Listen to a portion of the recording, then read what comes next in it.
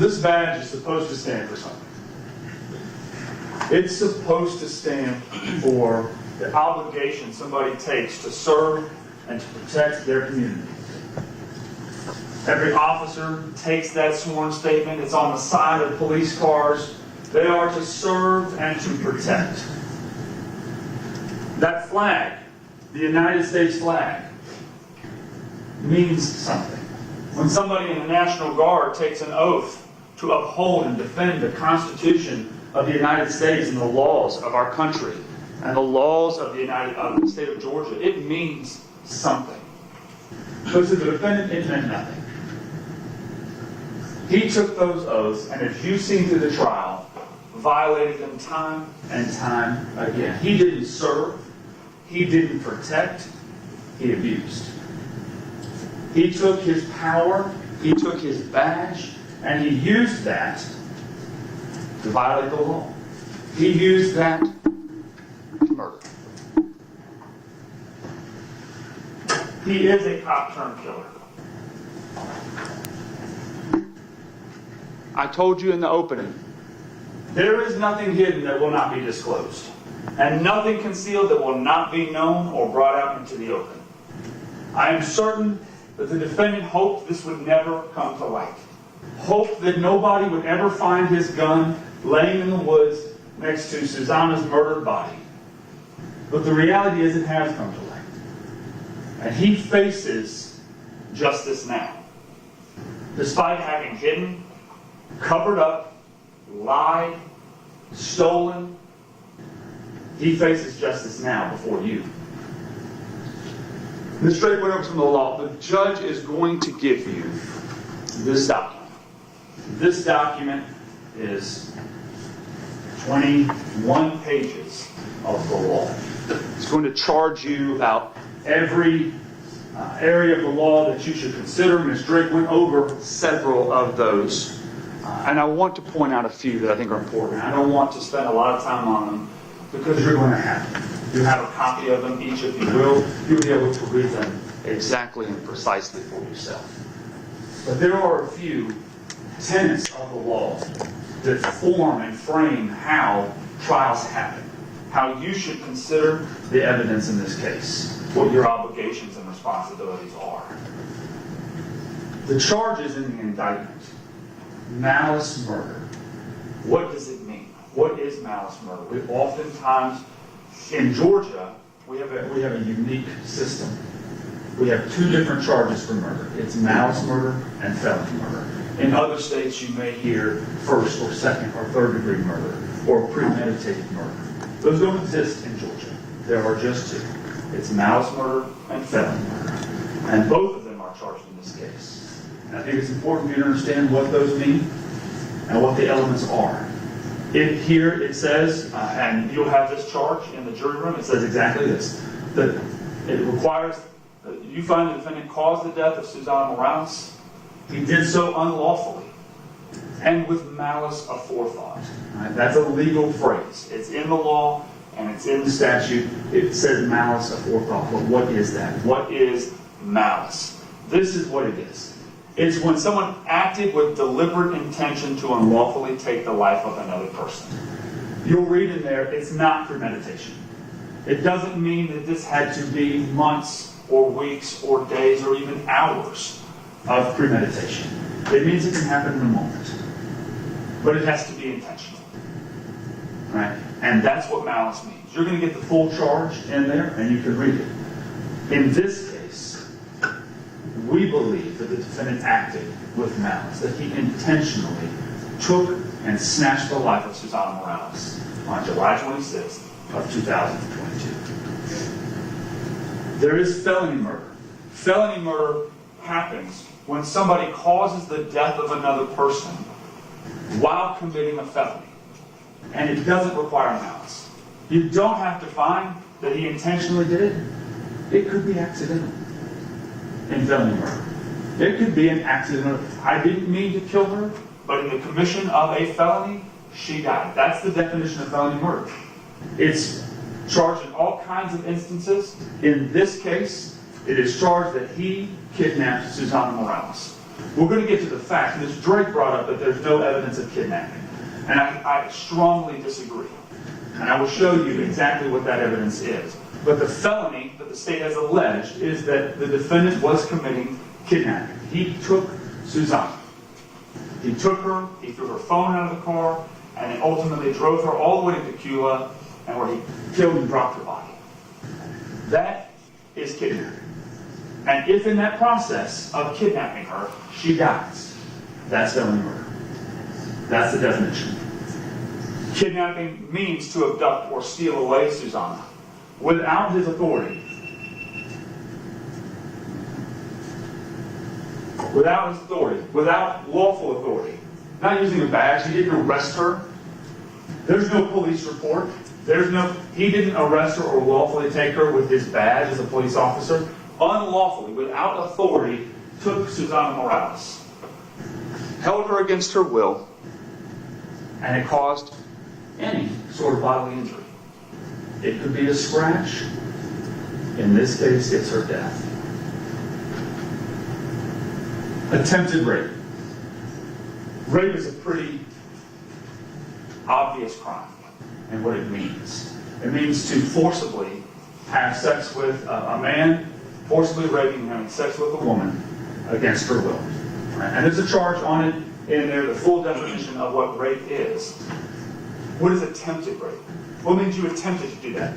We don't have to prove, and we're not alleging that he followed through with it, that he actually did. And as we'll get into it here, the reason we didn't allege that is that over the passage of 196 days, Susana's body completely deteriorated.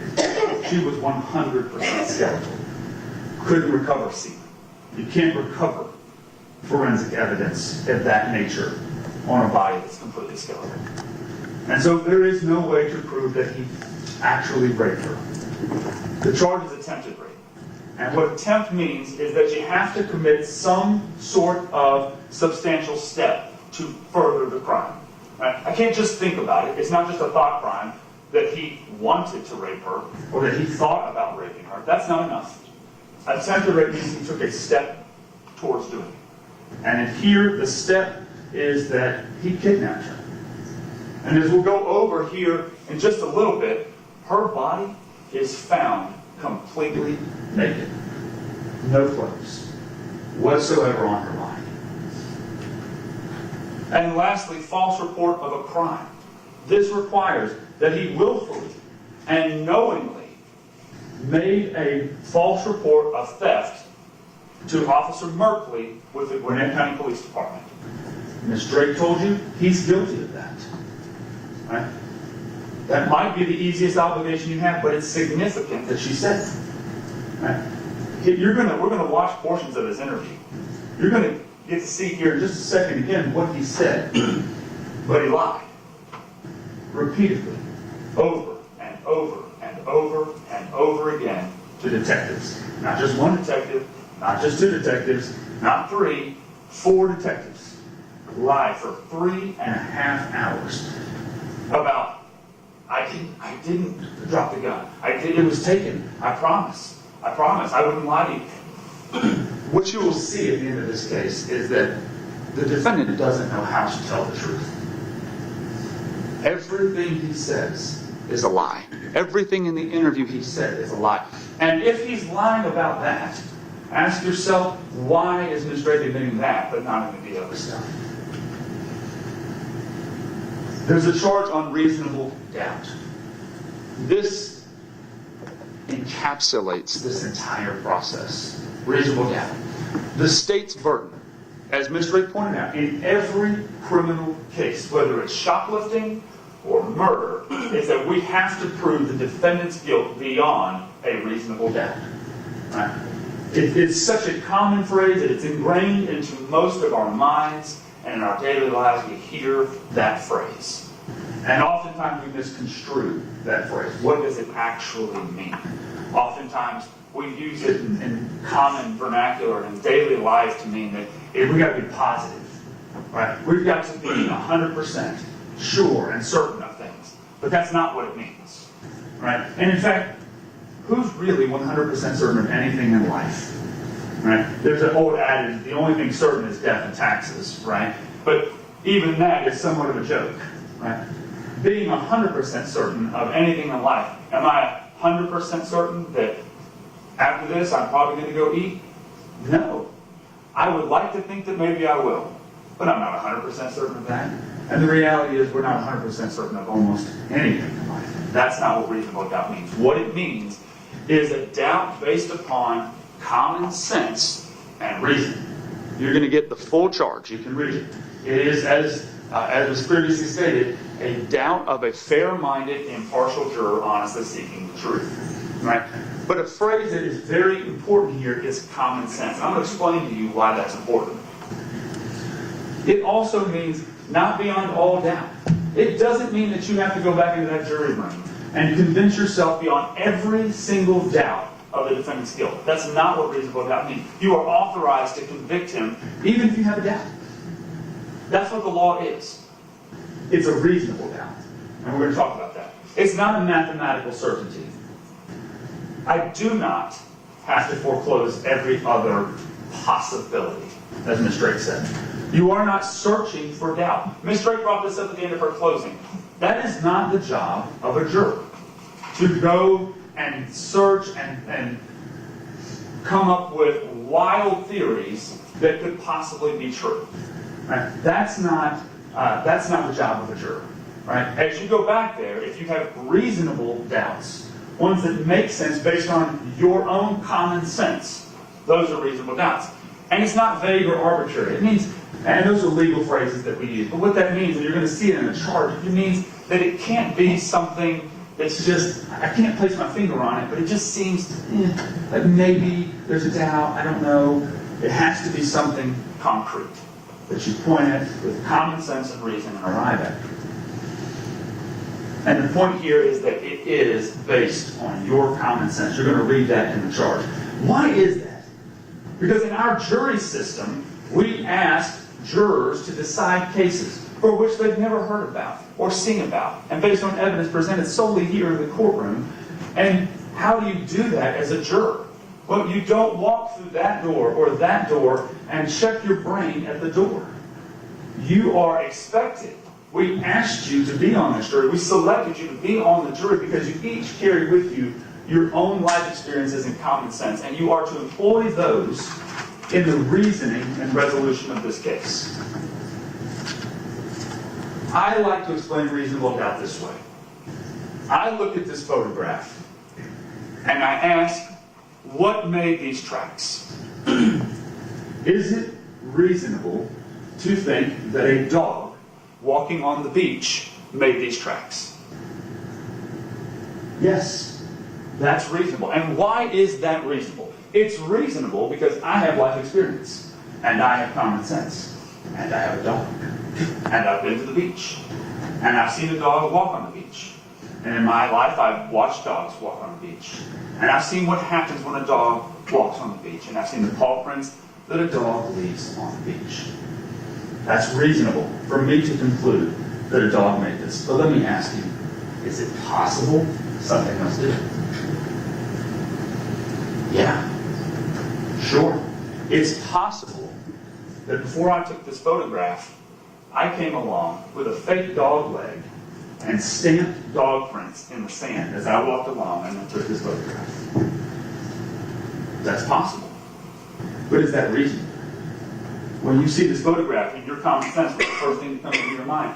It's that a dog was walking on the beach and left these prints. And you arrive at that conclusion because it's common sense. In much the same way, my children, who made this mess? I am certain that my children would love for me to believe that they didn't make this mess. Right? That instead, maybe burglars broke into my house and went up into my son and my daughter's room, messed everything up, and nothing else in the house. They only messed up their room. Maybe my children would like me to believe that. Right? But is that reasonable? Well, the answer is no. Right? And why? Because I know my children. And I know what children do. And I know that when I walk into my kid's room and I see a mess, I can conclude my children did it. Right? I wasn't there when it happened. I don't have cameras in their room. I don't have a witness who's going to come and tell me, hey, your son messed up his ring. Right? But I reach reasonable conclusions based on my own common sense. Is it possible somebody else did it? Sure. It's possible somebody broke into my home and messed their room up and left and messed up nothing else. But that's not reasonable. Right? And that's what reasonable doubt is. When you're in the back, are there other theories? Are there other things that Miss Drake would like for you to believe happened here? Sure, there are other things that she has posited out there that she has said. None of them are reasonable. You're going to get some charges on evidence, right? What type of evidence? What can we consider? What can we not consider? Those types of things. There are two types of evidence that you commonly hear. Ms. Drake has talked about some of them: direct evidence and circumstantial evidence. Now, if you ask 9 out of 10 people, tell me what circumstantial evidence means, everybody will discount it. Right? Oh, that's circumstantial. Completely circumstantial. You can't believe or conclude anything because the evidence is all circumstantial. And I imagine, like me, you may have heard that. You may even have that strongly held belief that that's what it means. But it is entirely something different. In the legal context in the courtroom, that's not what it means. Direct evidence is evidence that can be seen or heard or otherwise directly sensed, such as by smell, taste, or touch. Also hearing. So, things that you heard in the courtroom, such as witness testimony, the exhibits that you have in the back, all of these photographs, you've got the discs, there's physical evidence, the defendant's gun left at the scene. That is all direct evidence, and you are authorized to consider it. Right? You should consider direct evidence. Right? It makes sense. You've seen it. Witnesses have testified about it. That's the stuff that you look at and you consider. But you also consider circumstantial evidence. Well, what does this mean? Circumstantial evidence is the proof of facts or circumstances by direct evidence, from which you may infer other related or connected facts that are reasonable and justified in light of your experience. This goes back to the photographs I showed you. I've got direct evidence. In that photograph of the dog prints on the beach, I got direct evidence. I've got the photograph, right? But I want to know what caused it. Well, how do I reach that conclusion? It's based on circumstantial evidence. My own experience leads me to believe in reasonable and justified ways that the dog did it. In much the same way my children in their room. I've got direct evidence of the mess. I've got direct evidence of the toys everywhere. But I've got no video footage or proof. Well, how could anybody arrive at a conclusion if we have to have video of every single thing? Right? That's never required. Right? It's never required to have video. Certainly, it would have been wonderful to have the whole thing on video. But with my kids, much like this case, I can use my reasoning and reach that conclusion based on circumstantial evidence. Ms. Drake cited to you a charge, and it said that to authorize a conviction on circumstantial evidence alone, the state's theory of guilt, the state's evidence, I have to disprove every other reasonable theory. And that's a charge that you're going to read. It's in there, and it says that. What the charge means, and what Ms. Drake did not tell you, is that situation applies only where the only evidence presented is circumstantial evidence. But that's not the case here.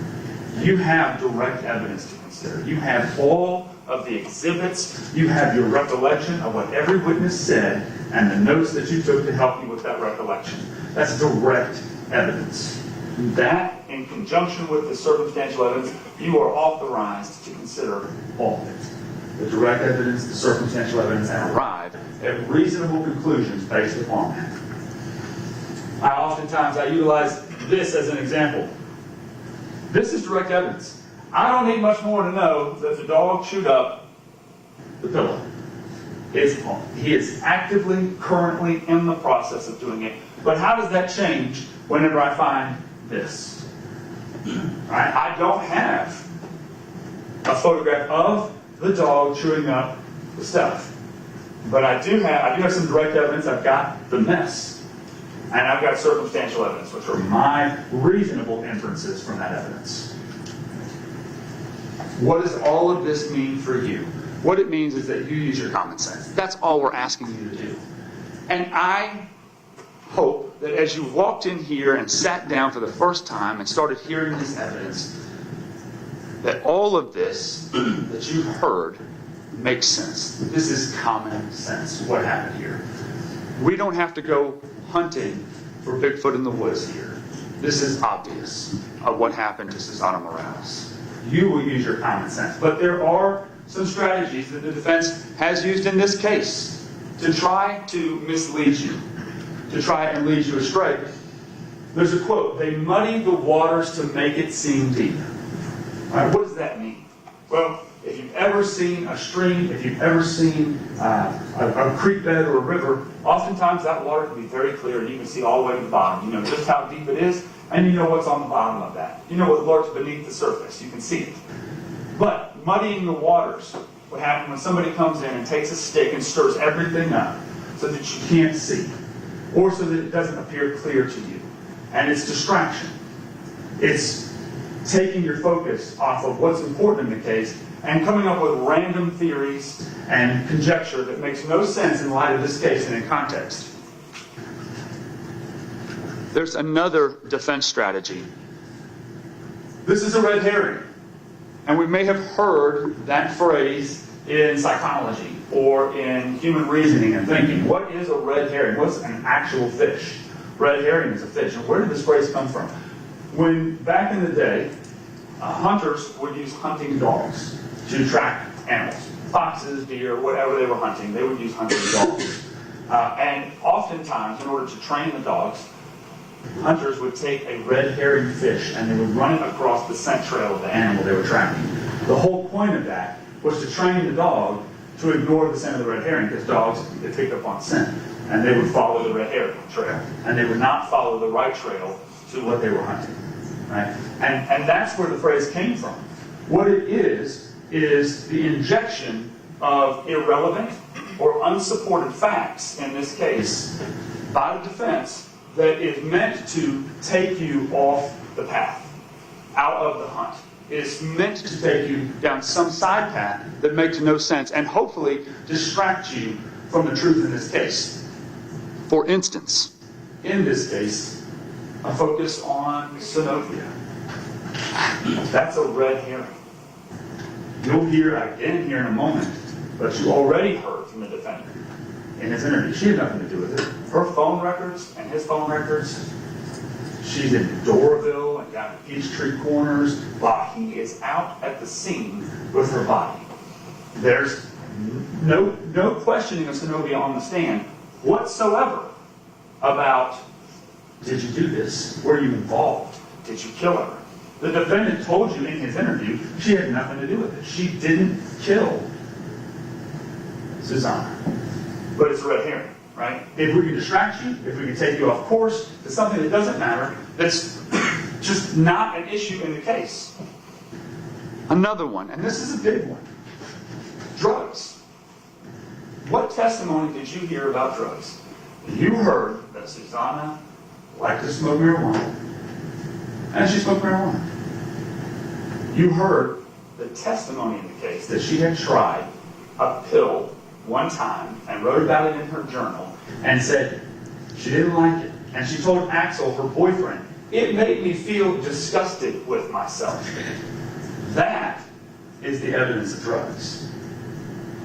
The rest of this about maybe she overdosed, maybe she died that way, is a complete red herring, unsupported by any evidence in the case. Not a single person told you that she overdosed. Not a single person told you that she even had other drugs that night, or any night other than one time, months and months before that incident.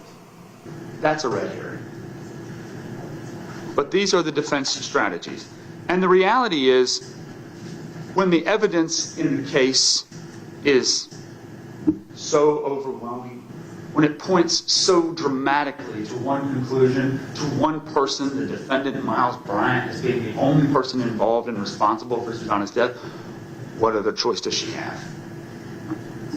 What other choice is there than to throw out possibilities and theories that have absolutely no support? There is no other evidence. There is no other support and no other conclusion that you can reach, and we'll get to that.